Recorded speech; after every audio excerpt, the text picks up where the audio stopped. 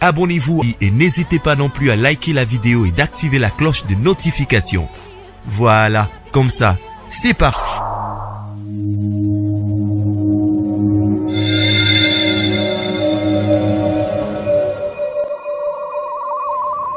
La voix du peuple, oh, la voix du peuple, oh, c'est bien, oh.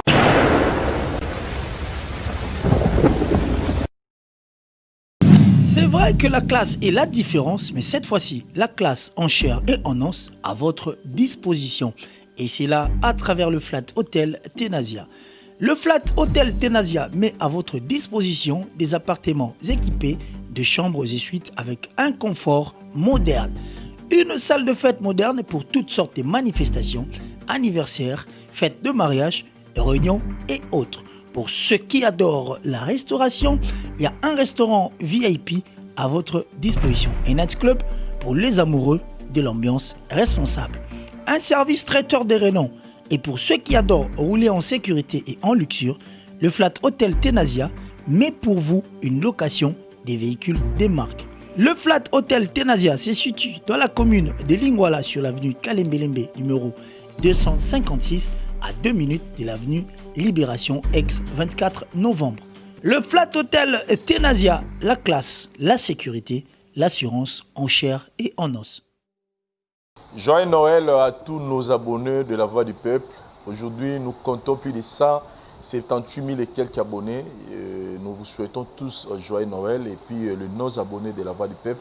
Et nous vous souhaitons la bienvenue dans cette émission tribunale où nous essayons de parler de tout ce qui concerne l'actualité musicale congolaise et tout ce qui touche domaine et avec notre invité permanent que nous avons sur notre plateau, Moutalikas, que je m'en vais directement de lui souhaiter joyeux Noël et puis bonne année 2021.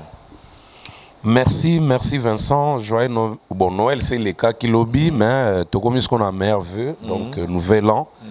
Na batu nyonso oyo balandaka biso pe batindelaka biso mwa ba critique auto sangsana na bango ba idée, donc vraiment ça me va droit au cœur, nazui ba na recevoir yango ebele et puis nga pe nazongiseli bango, donc vraiment merci à tous quoi.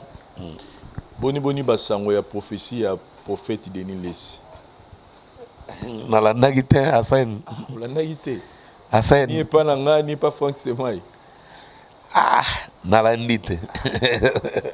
Prophète Denis Lesi aloba boy. Batu nyonso ba misali 18. Eza na ba o ba komata. Komata na bango ko mata libela. Ba succès ko yali sous makasi. Mais eza pe na ba o musu ba ko kita jour wana puis ko kita na bango ozala catastrophique et puis ba ko silande jour wana. Par rapport à terre, on a prophétie en bon,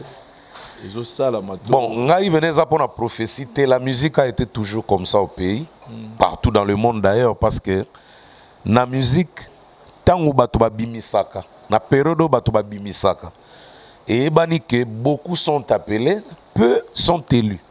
Donc bato bako bimisa 20, 25 personnes, mais oyoka peut-être 3 bayoka ni makasi, oyoka peut-être 5 bayoka ni makasi, 20 bayokani te, mais au fur et à mesure ba misupe bayaka koyoka na sima. Ngana na mona te na pays to na coin moko boye ba musique, donc disons ba nouveauté bimi misusu certes peut-être par manque de moyens ya osa la promo to ya kozala présent na terrain ba limwaka, mais ebele pe ba se rattrapaka au mona bana ke ne bandeli pena rien batu ba budango batu musuku to ba sala ko ba yoki te. Mais après quelques temps, mais bino bozo ebate ke nzembo bimaki na temps oyo. Ah bon? Ah, ndoboende.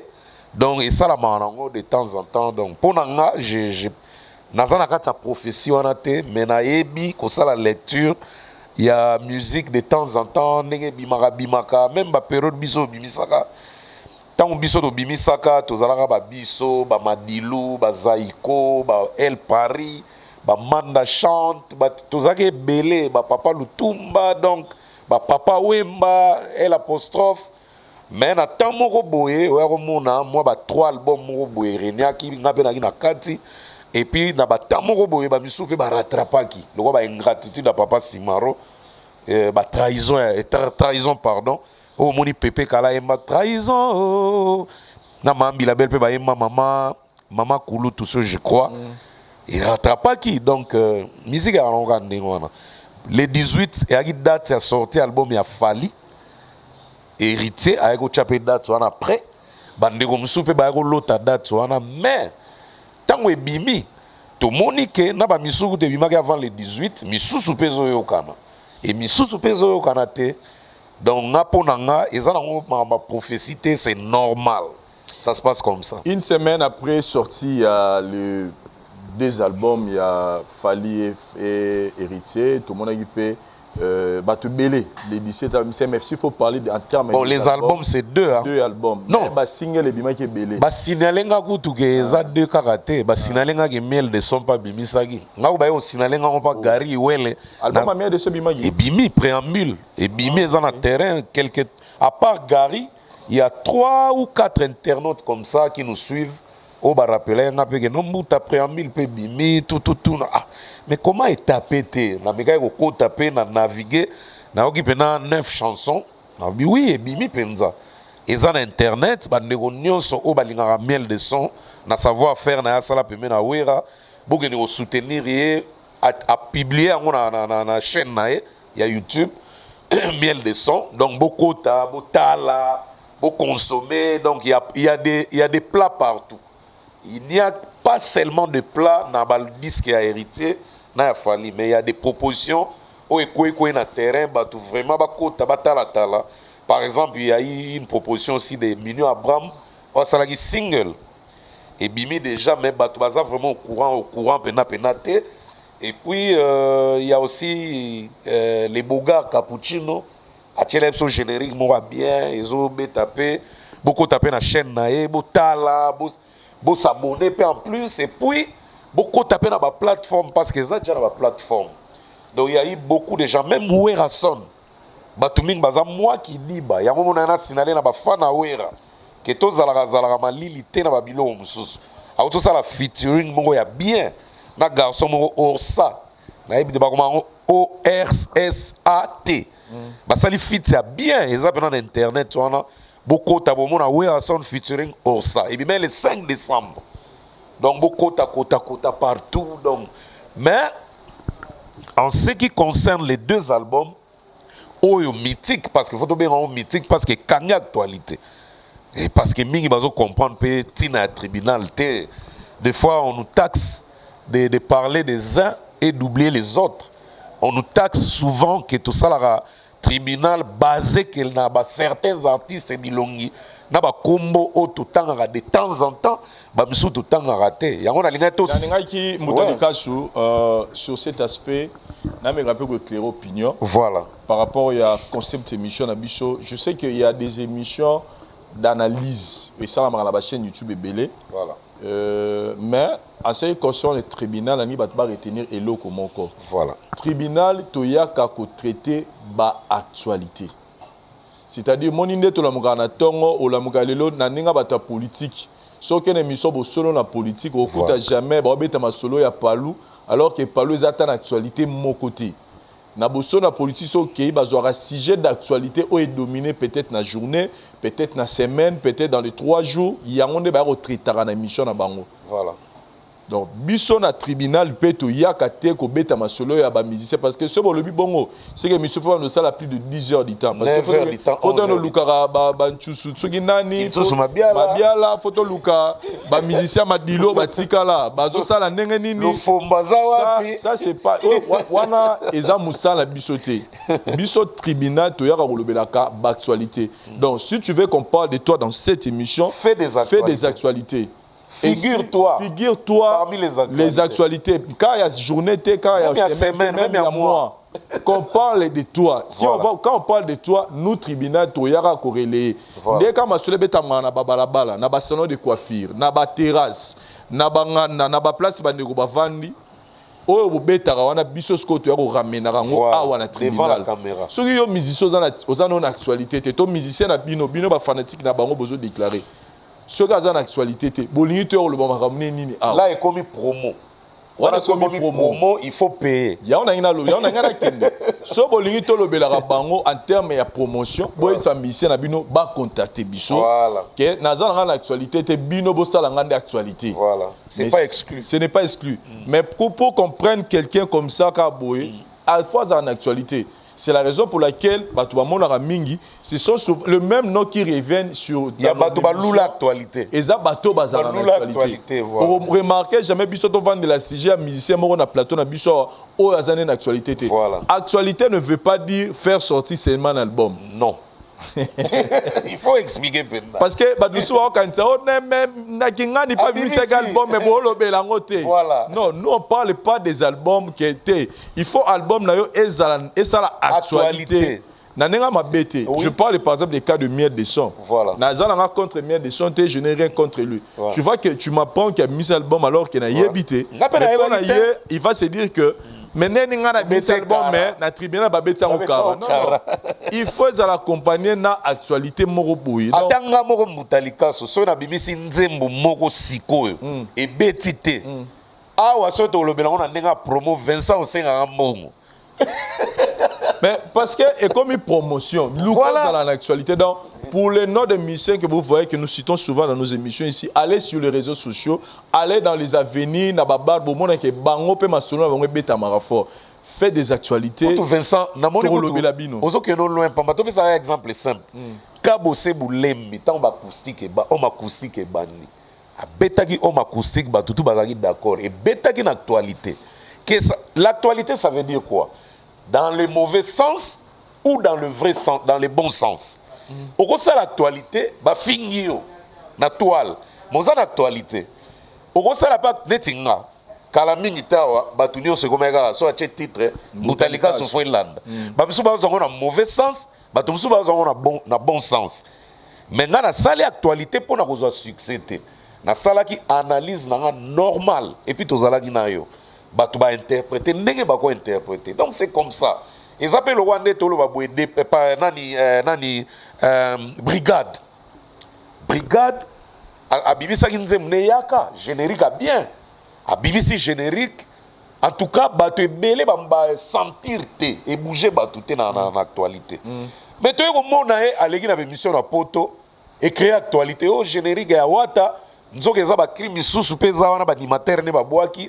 Et où t'as ba générique à brigade à 2016 banine ezanine actualité biso to zupe to accentuer sokaza maele ako continuer actualité mais a sali promo ya yaka ya générique nae ba tupe ba koyoka biso be na tribunal sokezo beta na actualité to ko bandolobela yaka wana à tout moment par exemple na uti ko signaler makamba ba cappuccino tout ça. Mais si tu fais un tour à l'internet tu vas voir que générique à cappuccino LBJ Zobeta Kutu na bosani kutu koloba na parmi biloko ebimi les 18 ezana moko e camouflé kafouye yango moko sanke balobela ngo makasi me mati nzemba nani ya Gali Garvey intimidation obi na tali même na clip là on a Seki Fort Vincent na moni que créativité za toujours na kata mboka donc Gali Garvey na ba côté moko ba suka a imité clip à Thriller ya Michael Jackson.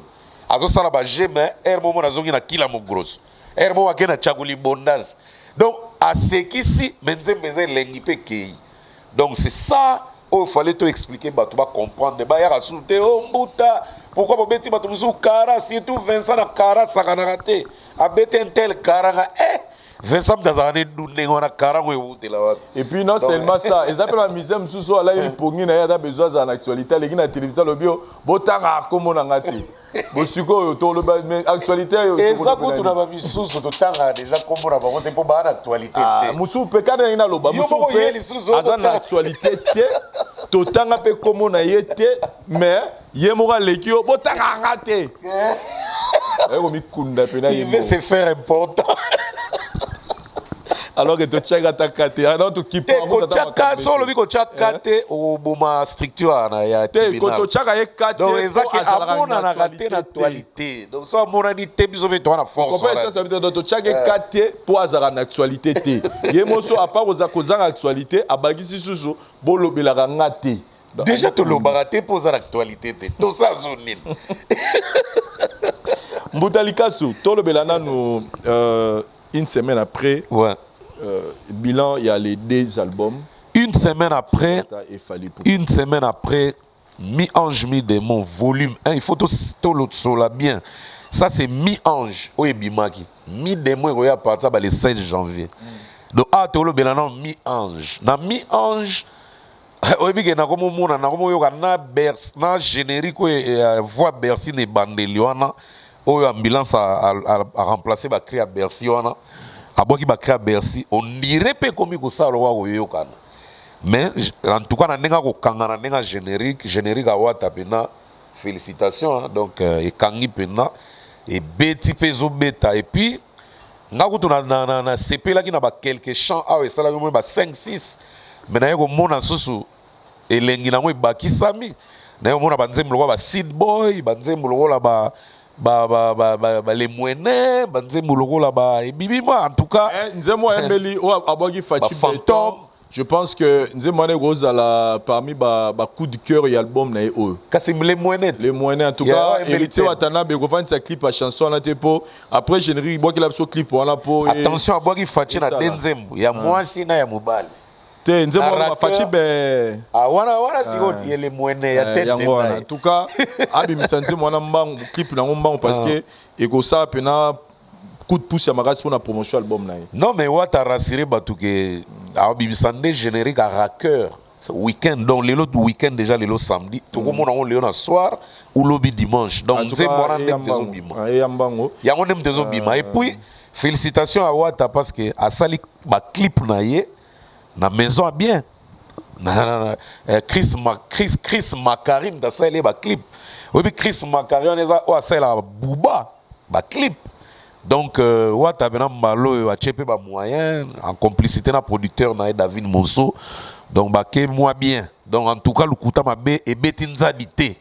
Et ça, pendant l'actualité, aucun de gauche, aucun de droite. C'est ça qu'on aime. Et Bimi Batoazo Yoka. Parce que l'album est belé, Vincent, na Congo. Et comment on a boyoki des titres, Missou Boyoki. En tout cas, et ça, la mara moi souvent. Mais ça n'a pas eu raté que bakangi bena banzembu banana nzembu liboso tina suka na mona album lo ya Fali Bongo album lo ya artiste mboka Wata retirada batu bakanga presque banzembu toi mais oye beta makasi ezalo mo 6-7 et na moni mbalo siko a double mise donc a kemwa likolo makasi. Namoni déjà débordé plus de 9 titres. Ils ont bêta penza na babar, batu bazoyo ka pe bazoye mbango. Et puis voilà, donc ceux na kena ngamba fali, aïe, wana kutu donc kuno ndere ba loka ba warrior donc na ebisio banzemba ngodo na ba wana mamati pokora batu bakangi. En tout cas bango vena ba yebi ko kanga. Au sentir vena to lia ngulu lobina ken quelque part na bandal ba chenzemba ya nini ya Dajuna na Fali nini titre un coup bazomi sango 12 fois ou 13 fois pour na bana basi un coup deux coups basi tout na édition quand un service est bêta donc c'est là un plaisir na bien musique est bon yango nengo lobine service etikala et yo kanarati lelo je parie que Nzembo en tout cas batu ba Canada lelo et etikala et nengo service etikala mito batu donc Erenye Mbang voilà Erenye Mbang donc tellement ça dit captiver batu na mimpo banze muso esenga moi temps parce que ngala e bara même pour le service leur album ebimaka na okanze ma service mba boso na ba na Mr Moro boy Timba place azana PC mbota oyeba susu na Sandoa na ebisi yango leur ebeti na ebisenga bio moni Nzembo na ko maman na ebisenga moni Nzembo yo et au ça succès moko au saranate et c'est la même et puis après comment ebisanga en tout cas aux arana raison et puis pour cette chanson je le dis encore que Eza parmi Eza hit ya Fali oyotika là en tout cas les gens ne vont jamais se lasser de cette chanson na retenir moi ba hit yana nzemo eza na migrant migrant des rêves migrant des rêves immigrant des rêves je sais pas bon, immigrant des rêves je crois Immigrant des rêves, je crois. Migrant des rêves. En tout cas, mélodie Morezawana. Surtout côté voix banabasi on est kota. Non, ils ont emballé grave. Et puis Nairobi. Nairobi. Parmi les tubos dans mon appel au Kangabatu 8e merveille. 8e merveille.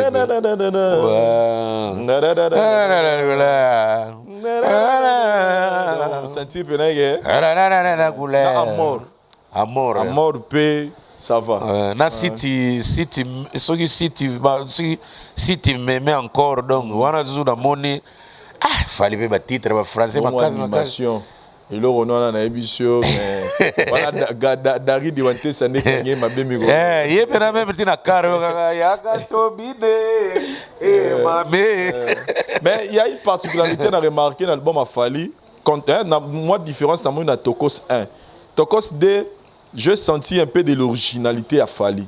C'est-à-dire que par là de musique qui n'est pas la musique ouverte, musique qui n'est pas la musique ouverte, tout ça, que les gens ont tendance un peu à copier ce que font les autres pour abétango selon abétango. Mais l'album a fallu à Tokos 2, je sentis c'est comme si Fali veut imposer un style. Il y a mais il y a milliers de gens. Je ne sais pas ceux qui sont tant artistes et musiciens. En tant qu'artiste, on a constaté depuis l'album Maman. Non, depuis Droit Chemin, tu as 100% Love na Barbara Kanam. J'avais déjà constaté ce style-là. Et puis, Prince de South Fork. Prince de South Fork, on est rumba. On est à Kenda déjà. Alors, si vous avez Arsenal, à fond, je vais un titre. Si vous avez un Power, donc. Maman n'a pas appelé moto. Oui, on a même Délibération. Délibération, si vous avez un Togos, des ans, et qu'il y a à peu près Délibération. Donc, il a créé un. Bon, il s'est fait les noms en traçant son chemin. Parce que, moi, rumba na kati, mais au définir, on te rumba. Ouais, voilà, donc par exemple, tout na Congo awa, azosala effort, azala na style propre ya yé. Et lui aussi, il s'est fait, il a créé, donc il a balisé les chemins pour asala a imposé stylo ya yé. Ce qu'on a dit, l'on simba qui promo eza makasi. Tout le temps d'actualité, les gens vont s'habituer. Vous allez constater que dans 2 ans, 3 ans, il fallait faire un featuring ébélé. Et tel résultat, net hier, on a fait à Noël Boé, bafle belé, ezala nzela, ezala ba bar, ezala na ba supermarché, ezala na ba radio. C'est la voix de Fali qui circulait trop. Vous allez comprendre qu'il a offert des titres aux gens. Oh, Missou Batoba Nigéran, malembe, te koti bango, na ba fête, et comme yéna, et donc, so qui, ye, mutumoko boé, ye, wata, ye, artiste moko boé, ye, donc, il a fait un travail énorme en faisant des featuring, des singles, des titres, et comme il était belé, mais il y a Eleng. Ce que ça m'a bé, ce que ça est belé, il y a ma bé. On a si en tout cas, et comme on est au salon, on a punda. Mais lui, il a fait quand même un travail d'acharnement. Au pendant que 3 ans ou 5 ans, il a l'acheté. Au quel côté il y a Chanel. Ils ont un album. Chanel une gabonaise, mais ils ont partout. Au quel côté il y a Mat Pokora. Dans cet album. Au quel côté l'école. Donc, on a évité. Il a fait un truc. Mayele wana sali wana soki artiste c'est tout bako koma bongo do bako landa lokolo wana bacha fierté que yoga sinini kaba yoga nga mais ko yoga na mbongo peso kota. La preuve c'est les seuls au Bibi Libanda qui beta concert. Les seuls au Bibi Libanda qui beta concert payant. Parlons de ces concerts, et Boti déjà, ils ont boté la polémique. Nous avons assisté à cette histoire au Cameroun. Et là, dans le Cameroun, on a dit musicien Mora s'est prononcé et les gens essayaient un peu de le soutenir. Mais il n'y avait pas d'autres artistes, tout le monde s'est prononcé. Mais dans la Côte d'Ivoire, j'ai remarqué que musicien mora bimi pour être contre, mais après la moni moro se soyez pour contredire. Ariel Chenet, pire petit déjà Rafat, il m'a mettre les claviers. Après comme artiste, ça la banzemba bien ils ont cartonné parmi ma tête na Côte d'Ivoire Ariel Chenet azali. Donc yenda CP la quitté, a lancé message pour na falité mais pour na ba producteur. Ba producteur comment bo bino bo zorabso na valeur te kama mbelega be na Congo Brazza. O ba bise ba telemela ba katela ba olingala ah. Bino bo sana no musala malunga te. So to chenze muna yo. Na so to chenze mba artiste mboka. Ya nani repéser ko leka. Musicien na zanga réponse et soukela peka ndengwana. Le seul qui s'est imposé au pe ba respecta ba mo pese mon ebele. Roga. Et ce que tali peut bien Roga c'est le seul où ils ont mis partout en Afrique, dans Congo Brazza. Donc, je salue même Roga qui sort le titre Moyinimbo générique le 30 décembre. Et bien, le 30, donc, tout le monde on va consommer. Donc, Vincent, et ça, même en Tanzanie, il y a eu une certaine époque, et une époque, les musiciens tanzaniens peuvent réclamer. Que ndenge ba Joseph Kusaga na ba producteur ebele mususu bazo sala rage so ba benga artiste libanda ba pesa ba kasha minene ba artiste biso mo tozana kata ba pesa biso ba miette ba producteur pe ba s'expliquer même awa na kisasa et sala maka période mo ba to pe ba revendiquer ke ndeni so bo bengisi nini Kassav bo pesa bango kasha ebele. Si vous avez ici Intel, vous pouvez cacher belé. Si vous avez ici américain, si vous avez ici nigérien, vous pouvez cacher belé. Il y a des gens qui mouké. Il y a eu certains artistes au Congo ici. On va comment cacher exorbitant et ça la peut que va respecter on a les restes d'Afrique. Donc il était autant arabe comme on a bango tout pour comme tout autant athée. Mais il y a 3 ou 4 artistes qui s'imposent dans le Congo awa. Caché na bango ningi ça va mito à producteur et que ça là et comment ça la paie ba ministère ba mboka na mabe. Donc Azaki n'a raison à réclamer parce que bazo remonter. Mais il doit faire aussi des efforts que y Ariel Chenet un jour ba bengue pe awa na Kinshasa ba pese na concert mo 50 000 ou bien 30 000 balles. Il doit peser. DJ Rafat a comment déjà peser. DJ Rafat a comment il soit aya même na kin je crois 2 fois ou 1 fois. Voilà. Aya na ba Congo Brazza, kenda ba Cameroun, kenda ba mboka mo ebele. DJ Rafat. Mais c'est un Ivoirien. Ba mewe, ba no pese, ba no ya pe na ba mboka mo ebele. Ba Alpha Blondy tilelo. Il tourne le vieux, il tourne tina ba Amérique latine na ba mboka ebele, bele ka nde ba loko ape ba tournaka. Il réclame pas pourquoi parce que ça peut cher na ndenge na ye. Donc le gars et le Segisinga, il a réclamé c'est que Safari Lobiang artiste mususu pekaka ba peta ba Rafat kaka yaki après il est pas télémélé abi non ça l'effort c'est valorisé mi pesa valeur ba pesa mbongo wana parce que tout le monde a kin awa pendant que yozo critiquer fallait zo avancer pendant que yozo boy yango télémélé ngo yardo zo ba ka ça sala ki ko conférence de presse lobby na mona même Yorobo swag pa ba non on a direct azape kuna na Abidjan na mona ki na conférence de presse ba évoquer pe likambona neni okobeta concert 100 000 francs et il y a 180 quelques dollars si 184 dollars si je ne me trompe pas ba te belé pe bana fallait ameka ko s'expliquer alors ba ki c'est pas moi qui fixe les prix moi je viens prester producteur nazo fixer prix yenda yebi aoteka produire na valeur nini alors oya monika za na moyen wana il y a l'offre pour tous. Il y a parlé de congrès, il y a aussi les stades. Oh, il y a parlé de congrès. Aïe, oh, il y a parlé de congrès, il y a un stade. Aïe, dimanche dans le stade. Et il était clair.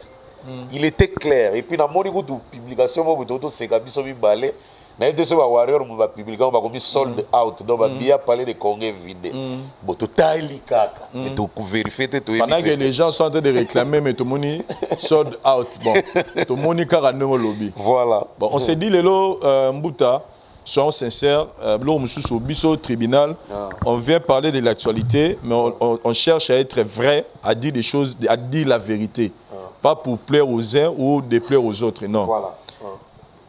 Voyant tout ce qui se passe dans la carrière, il y a Fally Lelo qui a fait sortir un album où on sent que l'album est bimi. tozomona nenga oteka. On parle pas de YouTube, on parle des physiques et puis de téléchargement. Il y a vente digital, voilà. Et puis même dans YouTube, il peut battre à 25. Pas de problème. YouTube musique. YouTube, il y a ADST, il y a Google ADST, voilà. YouTube musique. Ah ok. Ouais, audio. Voilà. Sikoyo. Du coup, album et mi production, tout, on voit comment l'artiste tourne. Pour nous, en tant qu'artiste musicien, on a posé une question sur en tant que musicien. Quelle est la position que les artistes musiciens peuvent prendre vis-à-vis nos musiciens fallait. Et ça a tendance, c'est vrai que polémique il existe. Mais on a fort, on a avance au yazan lelo. Quelle est la position que vous devez prendre? Toujours continuer à montrer à vos fanatiques qu'il fallait avoir l'autorité, fallait avoir danger, mamba ça mamba danger, trafic d'influence, bolanda tout. Ou il faut peut-être attitude de la lelo vis-à-vis à musiciens. Oui, concurrence loyale, mais langage. Parce que c'est ce qu'on voit dans différentes musiques, pas les musiciens directement, mais peut-être porte-parole, tout le monde à la télévision. Quelle est la position que vous devez prendre? Ou c'est-à-dire, conception d'une bourse dans le lelo n'a fallu pour pas. Le dépasser? Il faut qu'on réfléchisse qu'il faut qu'on les caille. Point barre. Et ça challenge, alors en course. Mouta qui m'a trop peut-être dans ma pili-pili, te yosko dans ma pili-pili. Ah ça l'effort barré pas si ali boumouya ya maman histoire. Ça la ma kasi bossa na douleur ana. T'es passé. Point barre. Et ça ne l'ont souté. Pour yo ka mouté ma pasité, il faut qu'on occuper ma ramna été. Mon ango normal à satisfaire ba fan na point barre. Sans occuper ango yo ka mouté ma pasi et c'est normal. Ce n'est pas le seul. À l'époque, il y avait autant de salariés lousam. Mais les jeunes musiciens, à l'époque, on n'a pas de gens qui volent. Mais comment ils peuvent jaloux et voler? Ils peuvent passat et pas parion. Producteur naé. À l'époque, tu as été le boé. Artiste, tu as dit maison René Danger. Tu as dit que les gars chantent tout. Tu as PC Rolls. Tu as PC Bentley, nouveau modèle. Tu as PC Logo, dépassé tout. Ah oui, à l'époque, ça y est. Et ça n'a pas période, mais tant qu'on a mis ça, mais les musiciens ont averti à l'Ouganda de passer. Les musiciens bien, au monde même dans les réseaux sociaux, même dans la production scénique, les musiciens ont averti, en vrai ou en faux, bazo avancé, bazo mata. Tala bien, au monde même les musiciens ont averti. Bina filé par exemple. Bina filé, félicitations. Abimi de donc, tala ka nenga bimagi Villanova. Moutako espérer que les réseaux sociaux ont marqué. Tous les jours, il est là, présent, actualité, tout, il est là. Et bien affilé, sur petit tour côté banze mounaye, œuvre naye, aux a déçu te. Au moins il travaille. Originalité ne mo bazo ça. Aux hommes les lois PC ba bisene kutu ba voiture, faut appeler ça au total 15 voitures. Et zo so apé ba ninga ni mususu. O ba longo na nzela moko. Si vous pouvez bango et soit bango te faut pas saladine. Ba vibrator bandego mususu ba longwa pe. Parlons aussi des faut pas bosser. Parlons aussi des gaz ma ouais te pe on a pas ça la makamna eh. Tala lo ba contente mais à gaz ma ouais. Vous mona a comme petit ko soit pe ba trophée les lois appellent nominé sous na MTV mama na Uganda na Kampala. Vous mona que soko beti no car et soko longo lika muté ma jalousie wana. Bon okoza no pe jaloux. Mais ce qu'on tient objectif, il faut atteindre Joe bien les cahiers. Et ça l'instrument à l'élévation. La motivation. Aux hommes, ce qu'on tient à Joe a relaxanine. À ça l'accident avion Koufa. Non, il n'est pas pris. Même Nzambe na yo.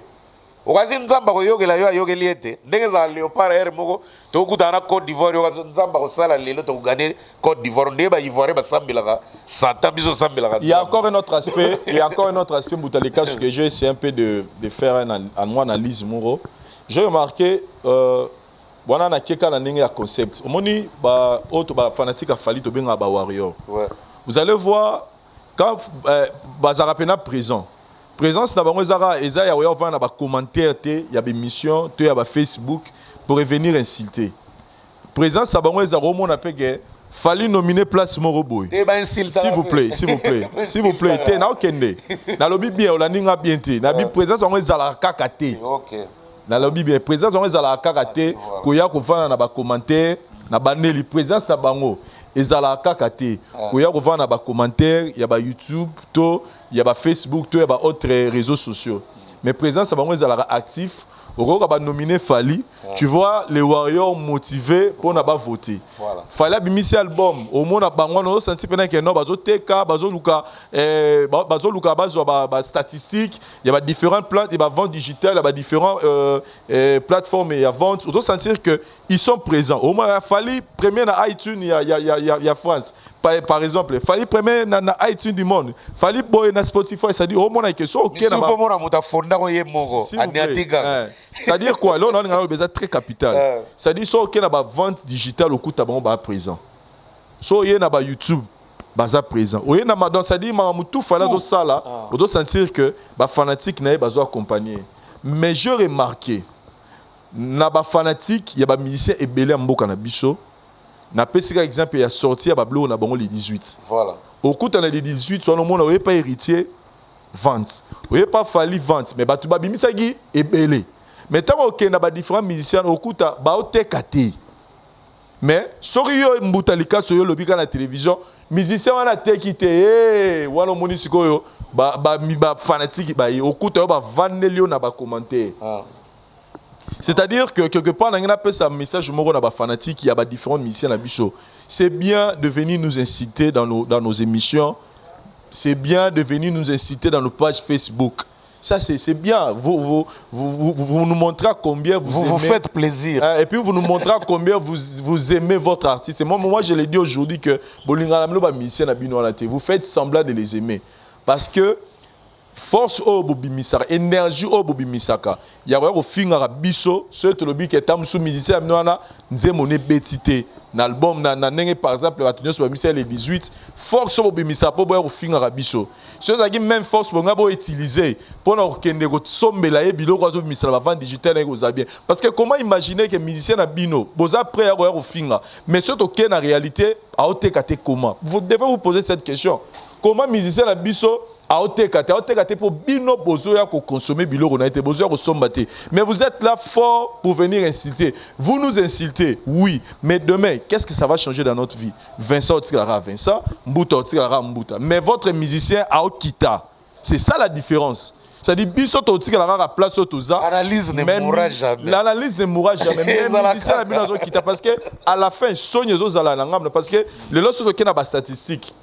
Toké na ba statistique nyonso ya vente au monde que musicien moko aso dominer moko azana se makasi siko azana se makasi na me bino ba batunaye bozo ko finga biso nana okuya yem to okuya donc et c'est un peu de vous réveiller venir non mbuta on doit ça c'est ça l'analyse l'analyse c'est pas seulement musicien bimisi non on doit aussi donner de messages comme ça à nos fanatiques à musiciens va comprendre que au moment où nous parlons la place oh bino boko sala lelo ezaro yaka atekotika toza besoin ben site na bino wana ezara important pourtant bozo finga wana moi ba commentaire pe do sala belé to na posa ba commentaire wana mais allez-y aussi dans des plateformes digitales ba musicien na bino wana bo sombela ka bango po biso pe la to yaka a na ba actualité to lo ba ke musicien na bino wana pe a oteka non et là on est na ko baksa na pona Vincent ezande ni biso za ba artiste moi tant au sali œuvre tant me bimi ndengwana.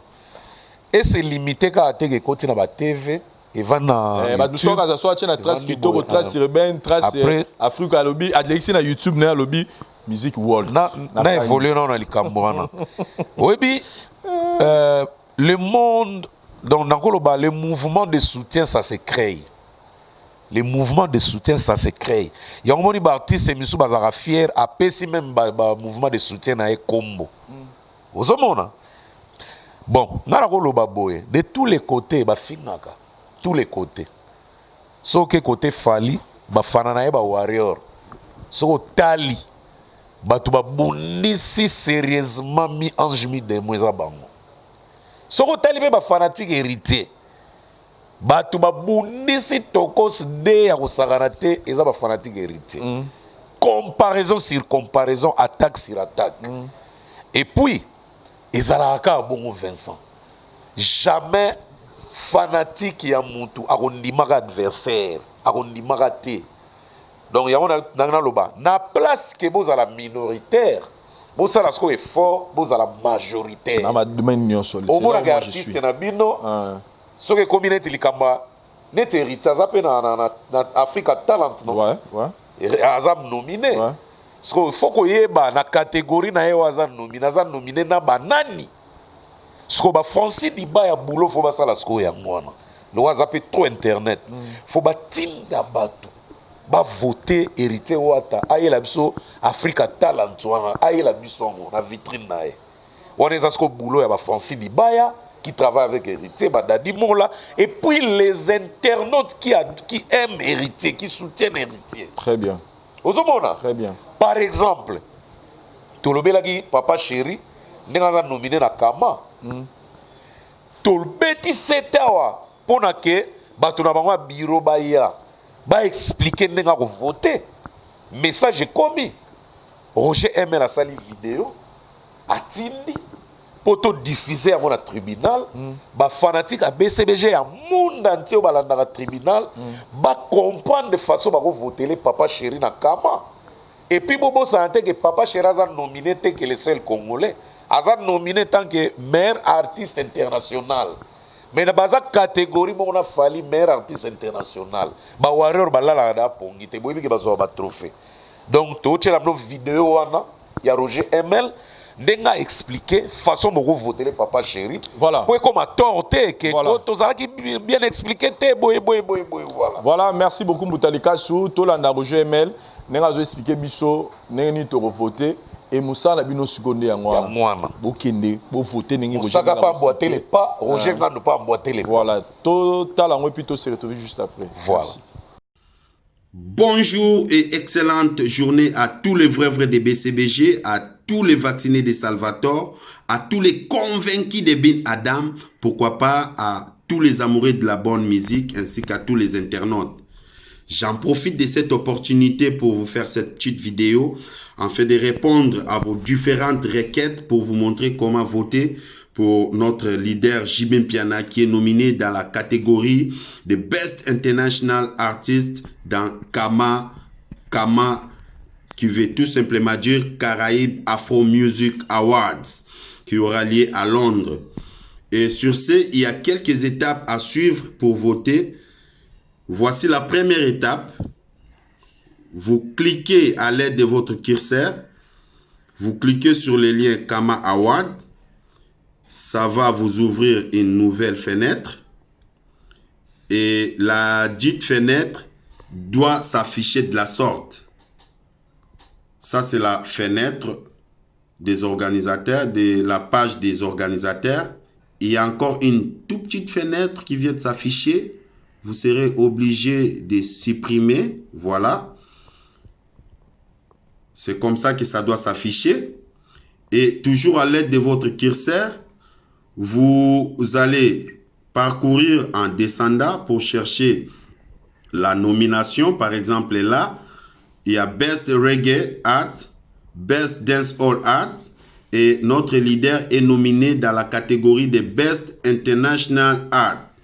Meilleur artiste international, c'est par rapport à sa bonne musique, à sa musique pure, à ses œuvres, raison pour laquelle notre leader est nominé dans cette catégorie. Best International Art. Vous cliquez sur Vote, Vote Now, qui veut dire voter maintenant. Ça va encore vous ouvrir une autre fenêtre. Et dans cette fenêtre, vous verrez les noms, la liste des nominés. Voilà, vous parcourez sur la liste, vous descendez, vous descendez, vous descendez, vous descendez, vous descendez. Voici les noms de Jibin Piana. Vous cliquez sur le cercle qui est à gauche, le cercle qui se trouve à gauche de là où on a écrit Jibin Piana. Vous cliquez là. Voici comment ça doit s'afficher. Vous descendez encore, toujours à l'aide de votre curseur. Vous descendez. Vous venez là où c'est écrit Submit. Submit, ça veut tout simplement dire envoyer. Vous cliquez là, envoyer. Moi, comme j'avais déjà voté, raison pour laquelle c'est écrit You have already voted on this poll.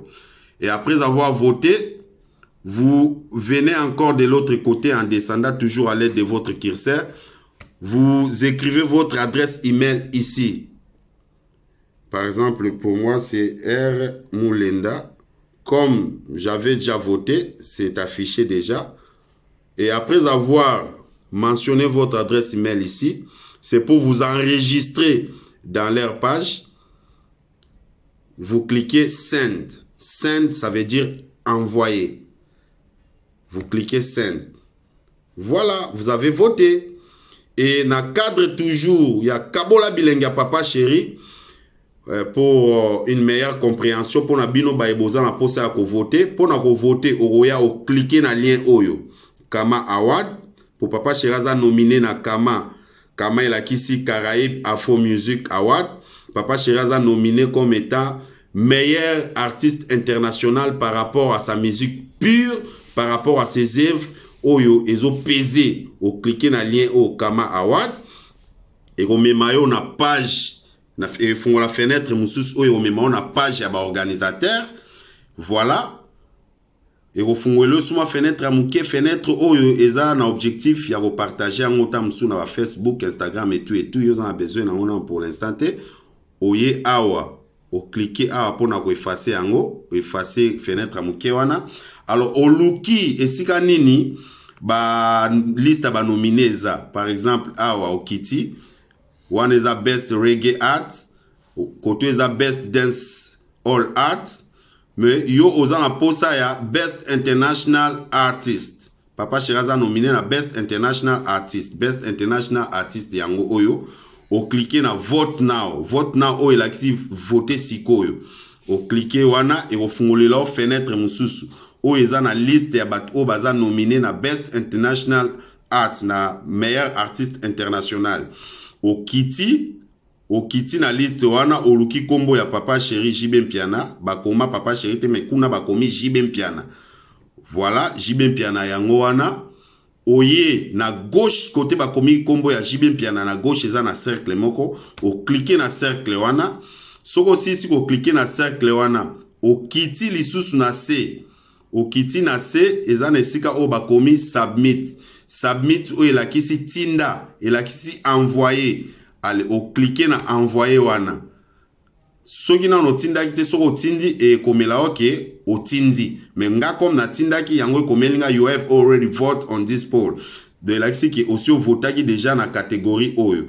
Alors soko si ko voter wana oye o s'enregistrer na ni na bango na page na bango subscribe to us et la kisike o s'enregistrer na page na biso o tie adresse email na yo awa nga comme na s'enregistrer déjà et obima nga za R Moulenda o moni bimi déjà pardon après o cliquer na send et la kisi envoyer so cliquer bongo la kisike o voter déjà. Alors na cadre ya Kabola Bilenga Papa Chéri yo mutu o na no voter siko Kabola Bilenga Papa Chéri di bakotu na ngulu di bako tatola di Kabola Bilengi enregistré dans leur page.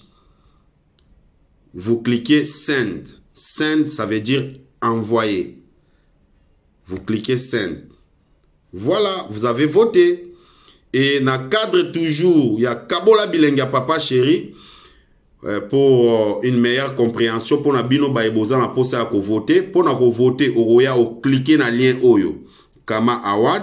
Pour Papa Chéraza nominé na Kama il a Kisi Caraïbe Afro Music Award. Papa Chéraza nominé comme étant meilleur artiste international par rapport à sa musique pure, par rapport à ses œuvres. Oyo ezo pesé au cliquer na lien au Kama Award et au memayo na page na font la fenêtre musus oyo memayo na page ya ba organisateur. Voilà, et au fond le suma fenêtre amuke fenêtre oyo eza na objectif ya repartager en autant musu na Facebook, Instagram et tout yo en a besoin na on pour l'instant te oye awa au cliquer à pour na ko effacer yango, effacer fenêtre moke wana.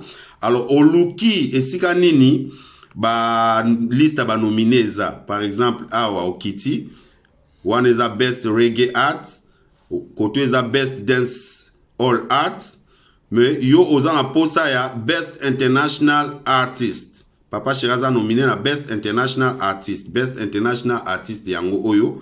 Au cliquer na vote now oyo elakisi voter sikoyo. Au cliquer wana et au fungolela fenêtre mususu oyo eza na liste ya bato oyo baza nominé na best international art na meilleur artiste international. Au kiti na liste wana oluki kombo ya Papa Chéri JB Mpiana, bakoma Papa Chéri te mekuna bakomi JB Mpiana. Voilà, JB Mpiana yango wana. Oye na gauche côté bakomi kombo ya JB Mpiana na gauche eza na cercle moko, o cliquer na cercle wana. Soko si ko cliquer na cercle wana, o kiti lisusu na C. O kiti na C eza na esika o bakomi submit. Submit o elakisi tinda, elakisi envoyer. Allez, o cliquer na envoyer wana. Soki na no tinda ki te soko tindi e komela oke o tindi. Mais nga comme na tinda ki yango komelinga you have already voted on this poll. De elakisi ki aussi votaki déjà na catégorie oyo. Alors, soko si ko voter wana oye o s'enregistrer na ni na bango na page na bango. Subscribe to us. Elakisi ki o s'enregistrer na page na biso. O tche adresse email na yo awa. Nga comme na s'enregistrer déjà et obima. Nga eza R Moulenda. Omonye bimi déjà. Bomonye bimi déjà. Pardon. Après, o cliquer na send. Send elakisi envoyer. So cliquer bongo elakisi ke o voter déjà. Alors na cadre ya kabola bilenga Papa Chéri. Yo mtu o na no voter te. Voter siko kabola bilenga Papa Chéri di. Bako ngulu di bako tatola di kabola bilengi. Voilà, chers amis téléspectateurs, mélomanes à bonne musique et puis plus particulièrement les vrais de Papa Chéri JB Mpiana. Je pense que Botu Rolanda message à Roger ML. Je parie que Toromona Maramaki Toko parce que message est que Bola Mukane il y a ko soutenir l'artiste Nabino, boz à la présent na réseaux sociaux Rosagitoko. Mbutalika sur namoni vidéo Roger Enani Mosaka na Fali Pupa Mosaka le bio Masalanga Kala. On irait parce que Toyebi c'est vrai que ça et là jamais vous allez dit ouvertement. Mais tu as dit langage à Papa Chéri. Papa Chéri a été clair dans l'émission. Il y a Donabiso moi si dit Badiata Nana Boudouga. Alors bien quand ça là clair à l'objet que en tout cas il dérangeara cause à la relation à Mutumoro Bora coopérana bateau il a se considérer le roi ba fitinae tout ça la clair. Mais comme on a déjà Mosaka Nathalie Pesou Mosaka l'émission moko Salina Ipan na Ipan mon niveau Mosaka Kumisi Fali Bouta quelque chose se prépare Tolo Banini réconciliation JB Mpiana Fali pour passer ça non sous comment moi je ne crois pas bazana mon binemite tu es que bazara ba comment en froid parce que le langage échangea mingi na ngambo ba Papa Chéri tout le monde a Roger nani Mosaka. Mais na mona ki PDG mission mo Roger ngando asaki na Ken Pianao na mona déjà Roger ngando dolinga déjà enterré arche de guerre wala arche de guerre mais ils appellent faute mais comment ça on a dit que selon na yoka na ba histoire pena JB Piana peut via ya fali oh Mazavina et oui on a pena anniversaire bon normalement on a depuis ba droit chemin ils ont peu faute mais faut comment ba warrior ne bazawana ba ebige fali so waza fali lelo ba modèle na e ezala ba Papa Chéri na ba wenge na ba vina son le vivre ngantama grand prêtre joyeux anniversaire na les gars lobby ozomona na ba Blaise Boula banani donc c'est normal et puis Papa Chéri a encouragé Fali na ba début à mata na relation nyonso Vincent il y a biso ba humain Il y a toujours tache noire mo ezanga raté. Et ils sont toujours produits par les gens de mauvaises intentions. Biso moko batu so totali bena bien boé, to ko be banapete. Kaka biso moko batu ango. Il y a des gens qui se créent comme étant troisième voie ou par exemple ko séparer bino. Ezala kaka. Ezala ngai boé nde to sa no tribunal boé. Ba incompris nde bazo sala ke to ko mabinemi mais en soi boé, to za binemi te. To ko croiser pe na toilette mo aéroport mo boé par exemple na Maroc. To beta na karaté. Si on a vu un grand frère dans l'aéroport, voilà.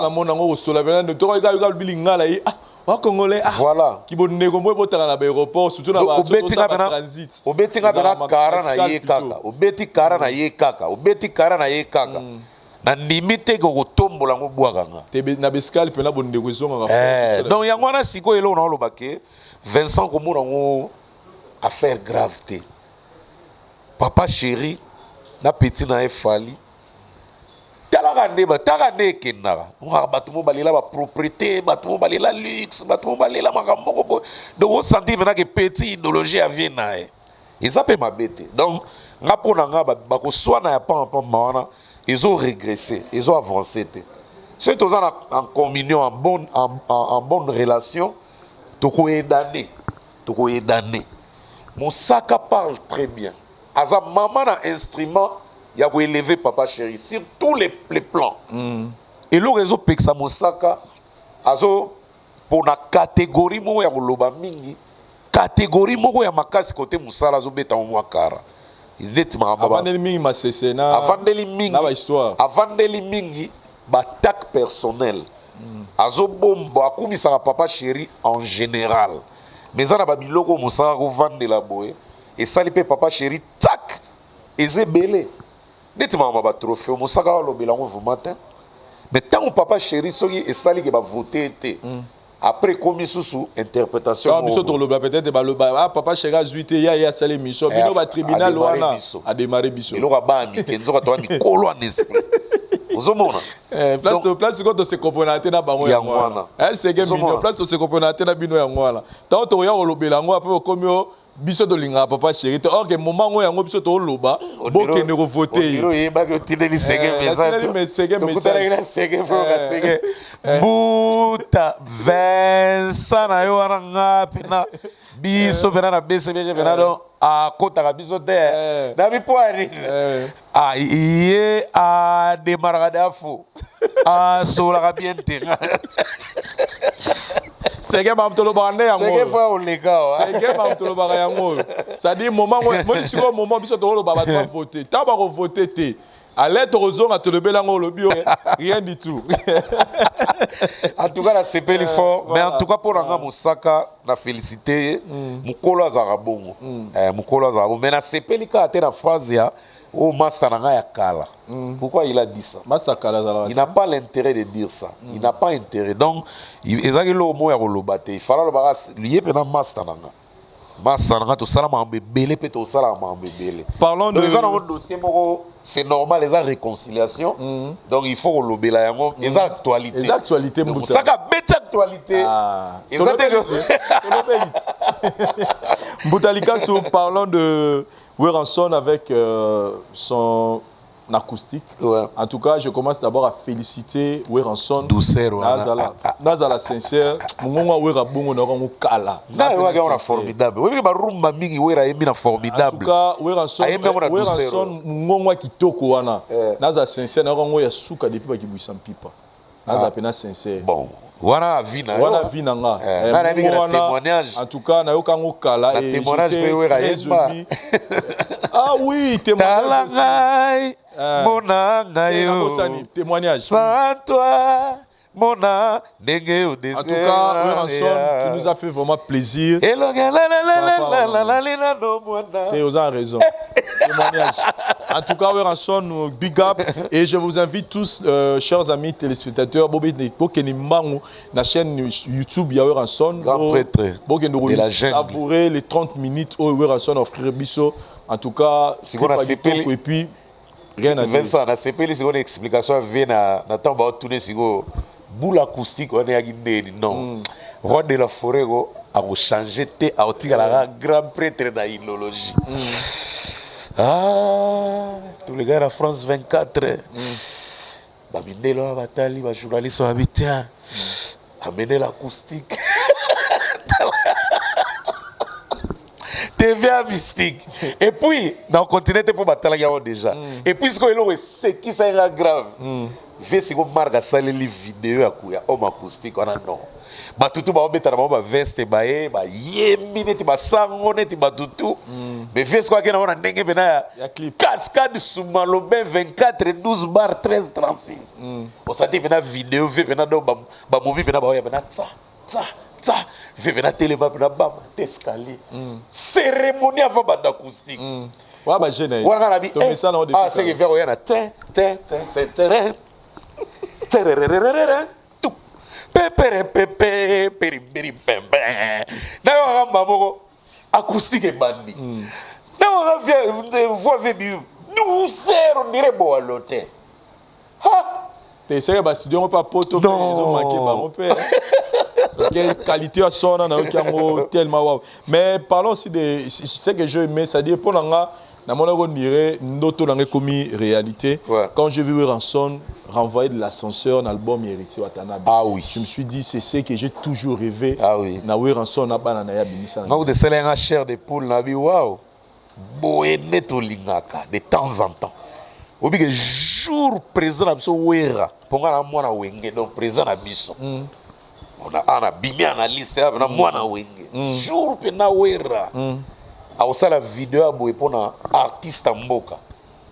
Na tchebe na ore na finigi vunga bena na mati clim na kitsango tina 16 na bukani na olala bien jour osala nga pour artiste mboka po bana bazala na ba makamuna na bango mongo boy to lo bango de temps en temps biso ba parents ke bana ba ga mitu passe de jour mo ndenga sali boy pona wata e fongoli wata nzela onde ba bwaki pena eloko ba sango ba bwa wana siko to mona on peut pour un artiste en boka et ça l'a plaisir parce que via botaba nebele tala Fabregas via hier aussitôt journée anniversaire Fabregas venazuna nani les garçons là oh ba ça renti guerre na bina filé nani ah il s'appelle comment ah bazaki na ye a kombe kimi Beckham je crois 10 à match bon il fait pas trop la promo le petit aussi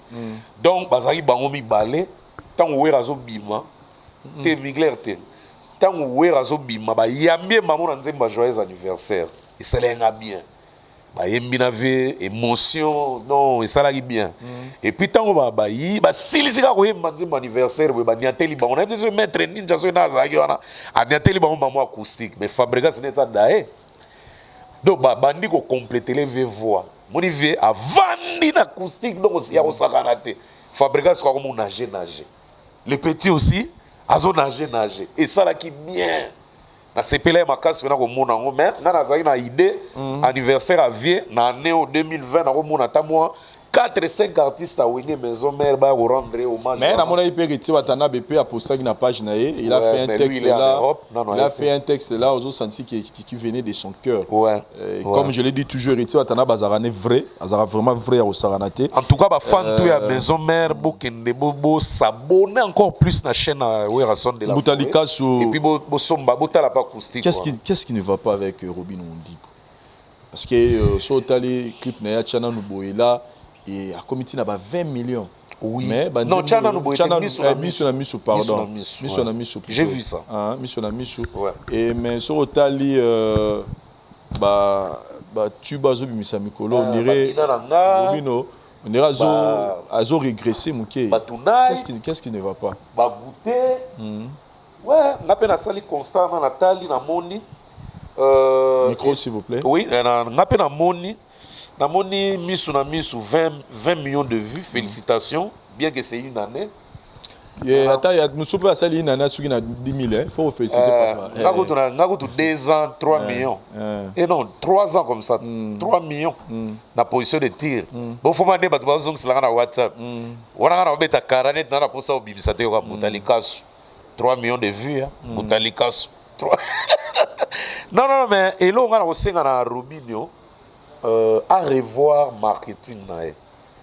À revoir marketing. Monique, ça là tout le temps qu'à rep, et ça bien. Bah toi, zoé babilo au bibisa. Mais tant que bibisi titre, na moni a dosé mingi nenga zalaki. Moi tant que sali ba chana nuboé. Tant que fongoli ba réseau, bilo on a ba ni na esika réseaux sociaux. En tout cas, abandonné ko activer ba tuba ya verrier. Il faisait des vidéos à Rosaganate. Mbalo ba vidéo ça plus qu'à ba répétition. Et ça bien. Mais à multiplier encore des efforts dans marketing. Ba œuvre naé. On dirait azo tika moi planer en moko. Azo accompagner ma kasi penate. Et puis normalement Robinho pour ba tuba mesaner sérieusement encore plus. Faut beta avec ba concert mingi. Mais tout ça qui est Michel bien bêta peut-être ne tout chaque écate. T'es à bêta showbiz le reste à bêta nyos. T'es à bêta au moment où on mis sur na mise bimi. Succès dans moi et même que na moi ba pays. Mais c'était l'année passée 2019. Mais depuis l'année où il bandit, même il peut se produire parce qu'il est producteur de soi-même. On a bien affilé. Il est des fois pas mis produire, des fois pas produire. Oui. Et ça l'a bien. Alors, n'a évité qu'est-ce qu'il doit faire exactement, mais c'est une question aussi d'amplifier la promo. Et ça, il faut amplifier la promo. Il faut amplifier les réseaux sociaux. Mon logo on a bimisa on a beti ba vieux belé et même là qui est mauvais campagne moi bien té ba to ba dénigrer que moi mingi ba to ba comment okime moi mingi. Il faut chérir ba to zong ça ba tout verrer. Il faut zongi ça bolingo ba tout verrer parce que ba kime moi m'gena réseaux sociaux. Et ce que tali pena bebilo azo bimisa ça décolle vraiment pas. Et ça la sco bien té. Parce que décadence on a des donc t'as la 20 mieux à mis on a mis na écart net ba goûter ba tonight ba nini ça ils ont pesé vraiment donc il doit faire vraiment des efforts. La Moukarara revient au Monibo, tu dis que vous faites partie des artistes de mission, ça la fierté à la musique congolaise. Donc il suffit seulement de revoir quelques points où Monique il faut remonter au dessous Makassi et aux alaka fierté à la musique. Étant qu'artiste musicien, et là on est personnellement est marqué au Makassi parce que tu as bilan. Je pense déjà la semaine janvier, prochaine, on a déjà bilan. Janvier. Oui, mais déjà pour nous déjà ce Tobito banto flashé car là on pour nous est marqué au Makassi en 2020. Bon, nga pena elo ke marqué nga Makassi ça va homme acoustique. Mutu nyonso amona ki mbala moko importance ya hôtel maliboso micro à servir batu na yo balingaka ye bayoka ke lisute. Nga surtout ba surprise neti homme acoustique et artiste en Moka. Il est terrible. Il a fait ça, on dira, à 2 reprises comme ça. Tous les deux est marquant. Et puis maintenant, ça tient à la télévision, on voit la trace, et qu'il y a bêta, même dans la bar, et zo bêta. Et puis, clin d'œil, moussou dans l'acoustique, il y a Redi Amissi. Le lot Redi Amissi, en tout cas, le coup ma bonne actualité, a quitté un mois mouké. Mais homme acoustique naïe.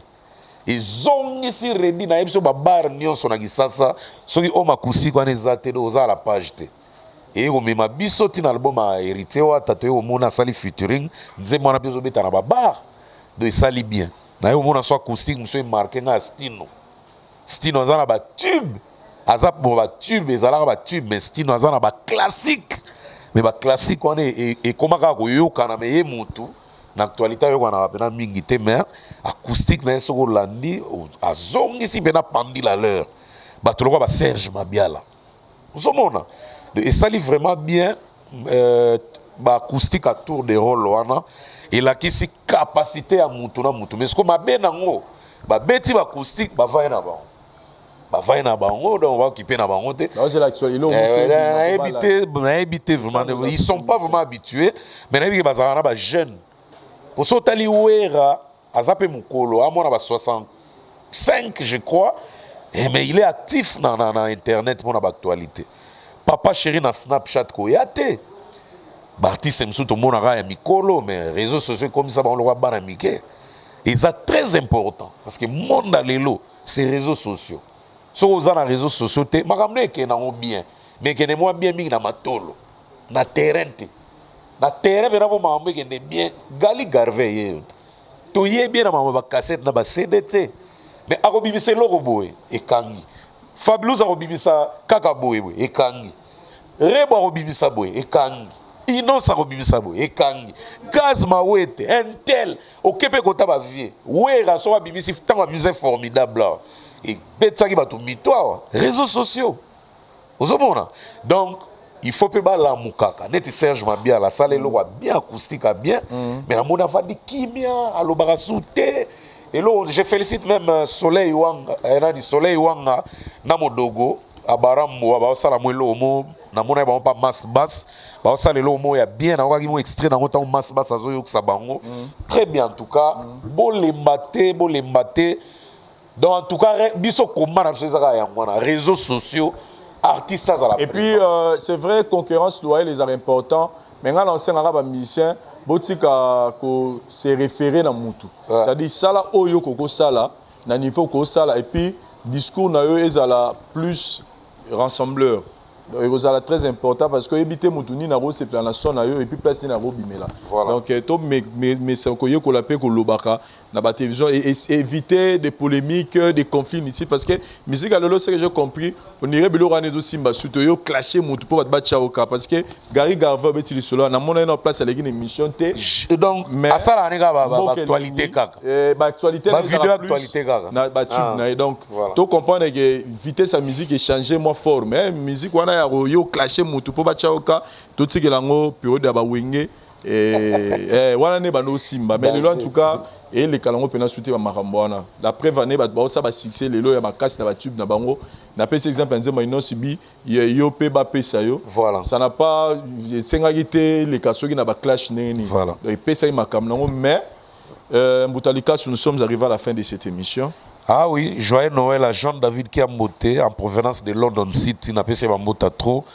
Nous avons recommandé toujours la fête, il n'est pas encore trop tard parce que il y a une semaine pour tout fêter les 31 ans les premiers. Donc, quand on a www.centralwenze.com, commandez biloko sur ligne pour la famille à domicile na kin. Et ça n'est nécessaire tout le temps western au bank tonin.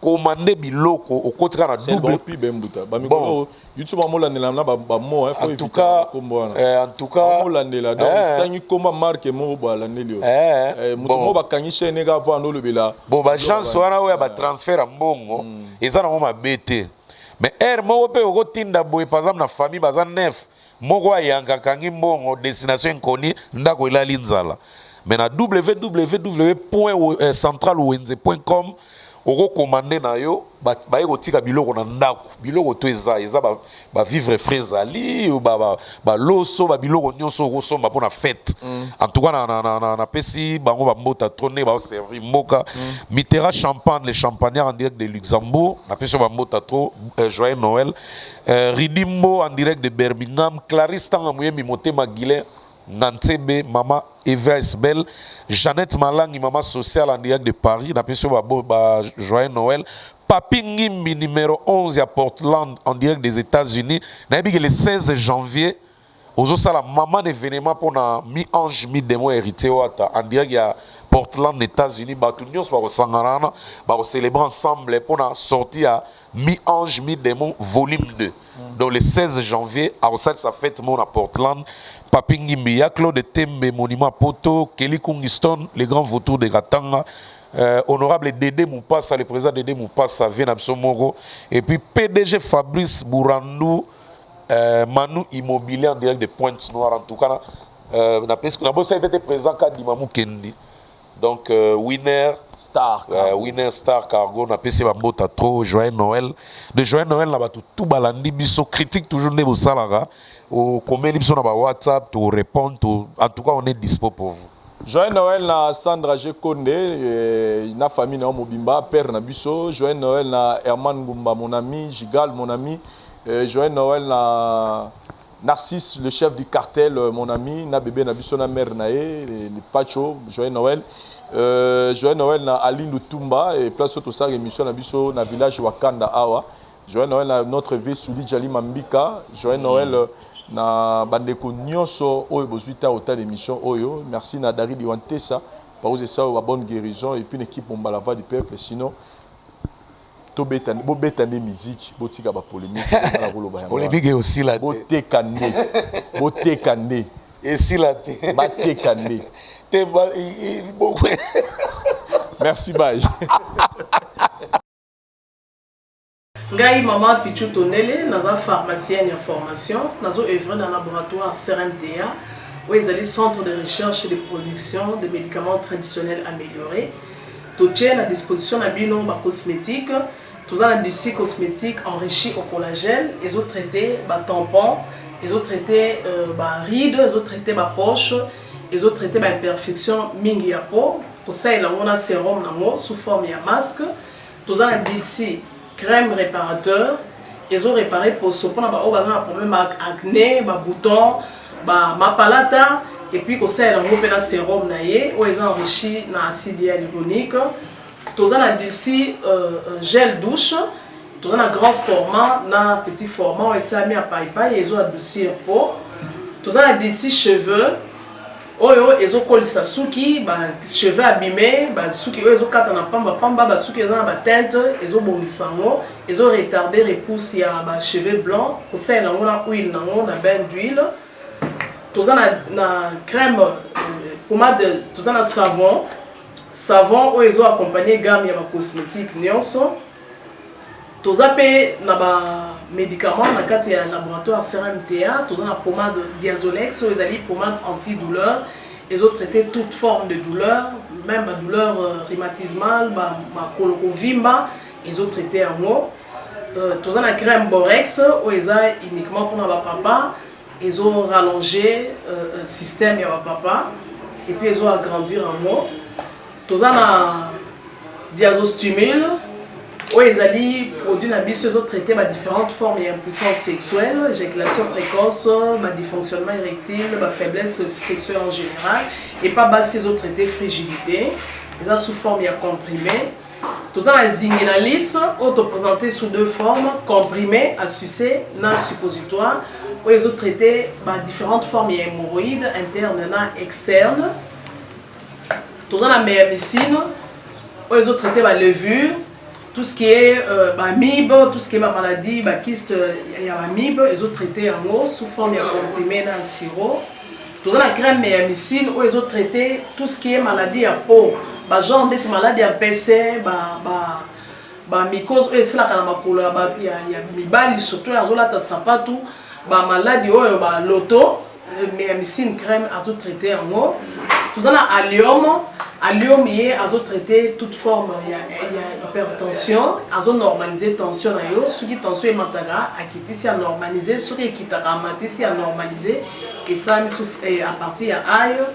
Tout ça, la menga, ils ont produit anti-anémique, bateau connaissent un problème, il y a anémie, quelle que soit l'origine, menga, ils ont remonté, ils ont tonifié un peu, ils ont fait sa macassi énergie dans les autres. Voilà, ils ont gamme de produits CRMTA, laboratoire où ils ont travaillé essentiellement dans les phytomédicaments, dans les plantes médicinales. Donc, nous avons tous les produits au moment de et ça mis à partir de l'anxiété et de Congo. À part qui si on a si côté la bino, tous les maladies qui sont traités ou tous les préparation personnalisée. Dans le cas de myome, par exemple, c'est une préparation mon corps et permettre de réduire la dimension de myome pour faciliter le robota. Tout le monde qui peut se rappeler, tout le monde voilà, tout traitera en couple. Et contact Nabiso, na Kinshasa, ils ont plus 243 81 83 13 322, plus 243 81 83 13 322. Plus 243 89 89 33 855 et na Libanda tous en plus 1 514 329 12 56 plus 1 438 765 64 73. Voilà ça numéro à contact na biso ba deko ba kobenga Libanda na ka ba maladie songolo pakala maladie oya ba teigne tondante o esala ke muto abima ba fina na mutu to traitera ngopé donc pour contacter biso opposer problème na yo to ba plante nini o e solution à problème na yo.